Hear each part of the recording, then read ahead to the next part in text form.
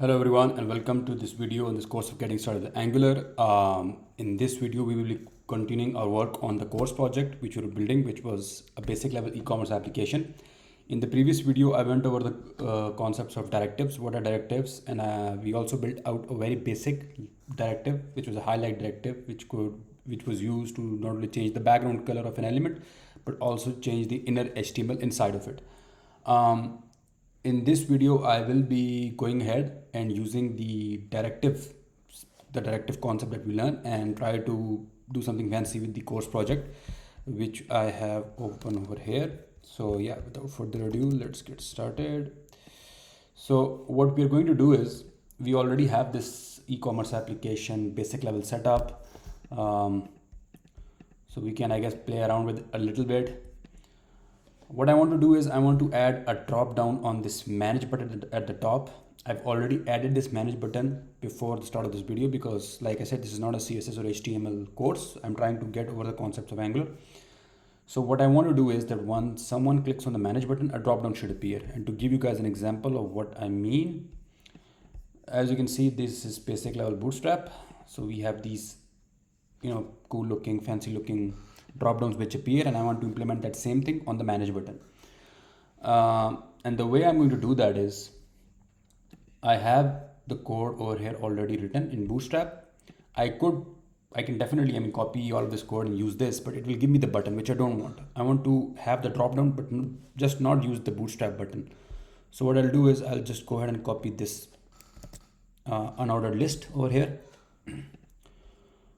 and go back to my code. I have added the manage button over here, which is a simple a tag, and let me just go ahead and add my drop down over here, Control V.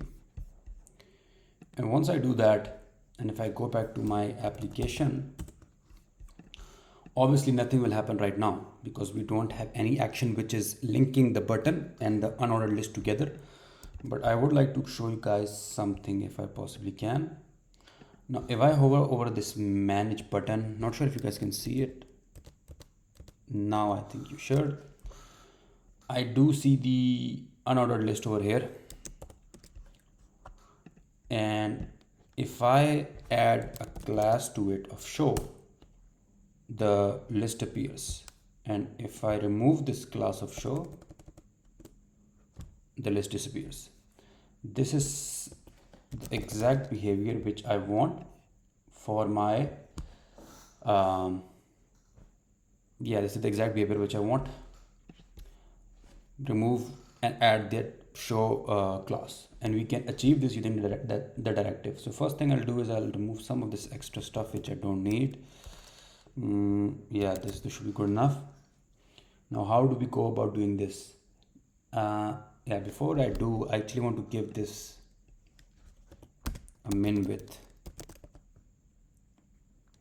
I'm doing it using style, but obviously it's better. It's recommended that you guys use classes, but yeah, style attribute for now. Let's just give it a min width of 140px. Should be good to go. Now, this action can be replicated or can be achieved using a directive.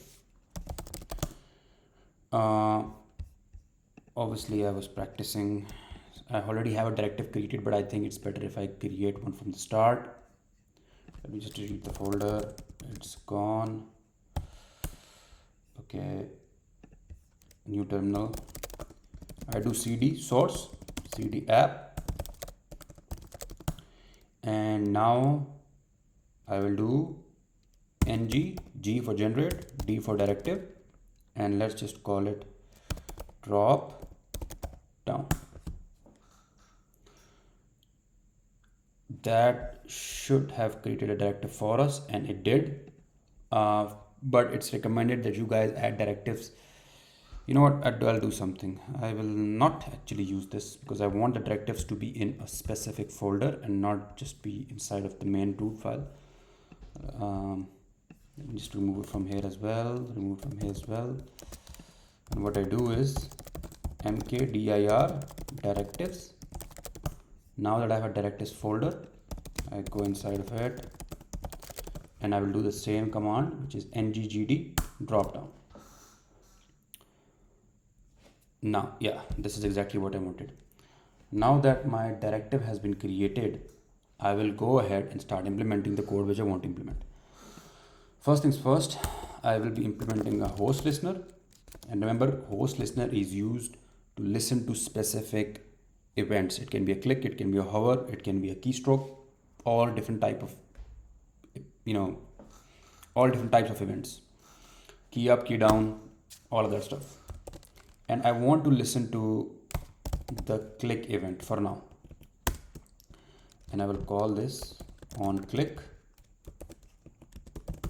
And I will just do alert just to make sure that my directive is working. Element clicked.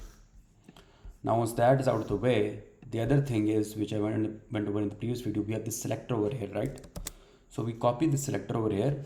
Make sure that it only copy the name inside of the square brackets and not the square brackets with it. We just need the name inside of the square brackets.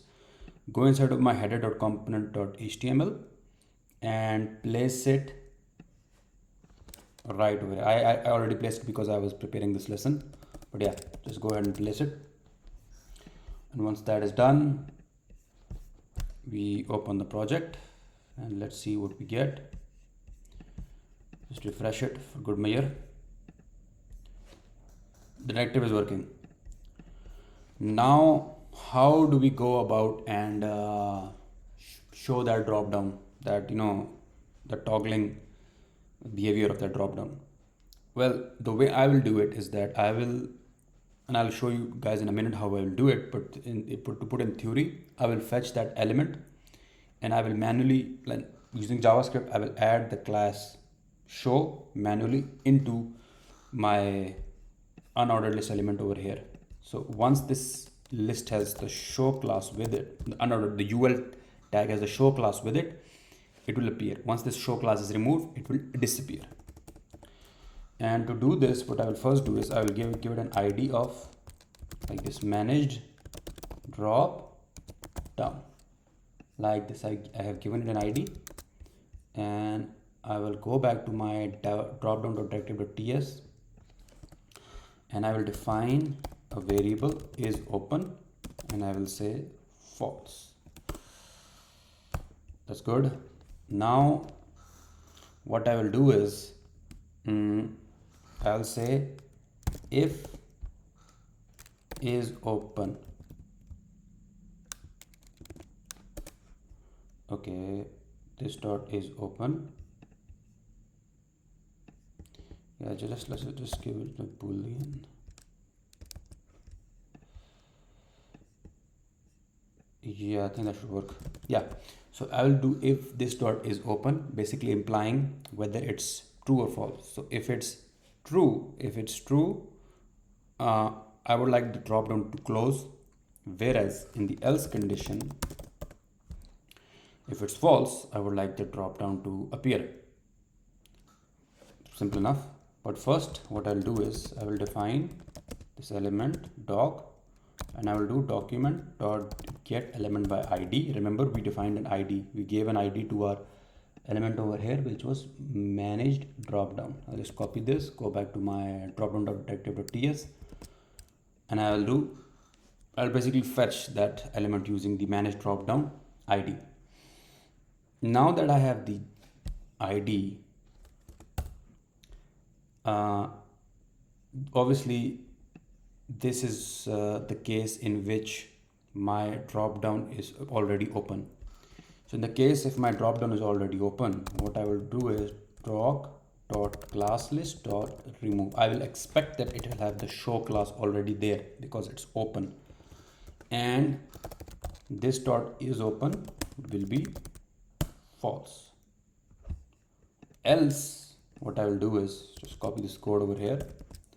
I will do an add, and this dot is open is equal to true. This should work. Let's see what we get.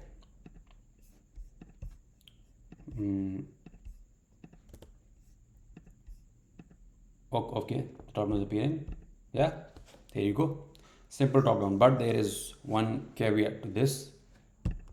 If I click anywhere outside, this should technically close, right? But it only closes when the element, the manage button is clicked. I will add the code for that actually. Oh, and I have it over here. And don't worry, it will be up, like the repository link is in the description if anyone wants to see that code. And what I'll do is I will paste it over here. I won't remove this one. I'll just paste it over here like this. And yeah, and I'll go over it if you guys want. We are doing pretty much the same thing, but the only difference is we have another if check over here, and that if check will check, that if condition will check if the native element, contains the event or target. The event or target is where the click happened. So if, and the native element in this case is in the unordered list, because we are using the directive inside of the unordered list over here. So this is the native element, and the event or target is where the click happened. So if the click happened, and where is it? Yeah, if the click happened on the event on the unordered list, execute this code, basically the exact same code that we have on top over here. Else we will assume that the click happened outside of the unordered list, anywhere else in the document, and in that case just remove the show class altogether, close the dropdown. This is open is equal to false. The other thing which I would like to go over is the document click event. This is a bit of a different syntax. The document click just signifies that listen to all events wherever they happen, regardless of where the click is happening in the document. Just listen to it and catch it. But yeah, this is your code. I will comment it out. And yeah, I hope you guys enjoyed this video. This we have implemented a very basic level drop down in the project, and we will be using this down the road to implement features such as logging out of the application, redirecting, all of that stuff. So yeah, this will be actually used in the course project. But yeah, thank you very much guys for watching this video. For those of you who are watching this video, even if one person is watching this video, I appreciate the support. And all I ask from you guys is that yeah, just share the content. If what I'm doing is something that you guys find valuable, if it's something that you guys find intriguing, interesting, and if you guys are learning something, yeah, just go ahead and share it. For that helps me out a lot. And yeah, just subscribe, and till we meet again in the next video. So Mohit signing off.